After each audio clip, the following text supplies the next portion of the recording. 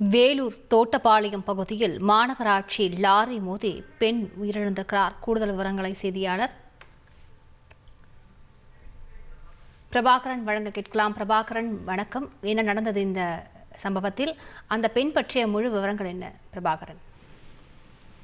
வேலூர் அடுத்திருக்கக்கூடிய கனியம்பாடி பெரிய பாலம்பாக்கம் பகுதியைச் சேர்ந்தவங்க பார்த்திபன் மற்றும் அஸ்வினி. இவங்க ரெண்டு பேரும் அண்ணன் தங்கச்சிங்க. இவங்க அஸ்வினி பார்த்தோம்னா வேலூர் ஆட்சியர் வளாகத்துக்கு செல்லக்கூடிய சாலையில MRF கம்பெனி இருக்கு. அந்த கம்பெனிக்கு பக்கத்துல ஒரு சாப்ட்வேர் கம்பெனில வேலை செஞ்சுட்டு வந்துட்டு இருக்காங்க. வழக்கமா பார்த்திபன் தான் அஸ்வினியை கொண்டு போய் அவரோட கம்பெனில விடுவதா சொல்றாங்க. இந்த நிலையில காட்பாடி சாலையில தோட்டப்பாளையம் தர்மராஜா கோவில் பக்கத்துல போயிட்டு இருக்கும் போது பின்னாடி வந்த மாநகராட்சி குடிநீர் லாரி மோதினதுல அஸ்வினி சம்பவ இடத்துல உயிரிழந்திருக்காங்க.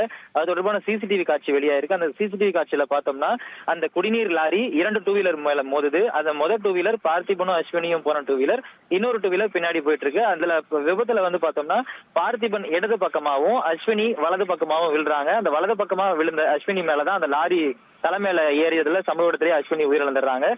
அஸ்வினியோட உடலை மீட்டு வேலூர் வடக்கு காவல் நிலைய போலீசார் விசாரணை நடத்தி வந்திருக்க சூழல்ல இது தொடர்பா போலீசார் சொல்லும் போது அந்த காட்பாடி சாலையில ஓரத்துல சர்வீஸ் அந்த ஓரத்துல கழிவுநீர் கால்வாய் பணிகள் நடந்துட்டு இருக்கு. அந்த பணி ரொம்ப மெத்தனமா நடக்கிறதுனாலதான் இந்த மாதிரியான சம்பவங்கள் நடக்குதா சொல்லியிருக்காங்க. இது தொடர்பா மாநகராட்சி மேயர்கிட்ட கேட்ட போது அந்த இடங்கள்ல கேபிள் அளவுக்கு அதிகமா போயிட்டு இருக்கு அப்படிங்கிற மாதிரி சொல்லியிருக்காங்க. இருந்தாலும் பணிகளை துரிதப்படுத்த உத்தரவிட்டிருக்கும்னு சொல்லியிருக்காங்க. அந்த பகுதியில் இருக்கக்கூடிய பொதுமக்கள் சொல்லும் போது நேற்றைய தினம் தான் இன்று அந்த உயிரிழந்திருக்கக்கூடிய அஸ்வினி உயிரிழந்த இடத்துல இருந்து 50 மீட்டர் தொலைவுல ஒரு வாலிபர் பஸ் சக்கரத்துல சிக்கி உயிரிழந்தாரு.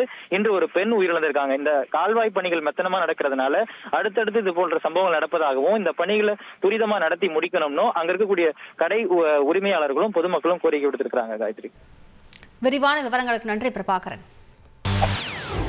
செய்திகளை உடனுக்குடன் தெரிந்து கொள்ள உடனே சப்ஸ்கிரைப் பண்ணுங்க.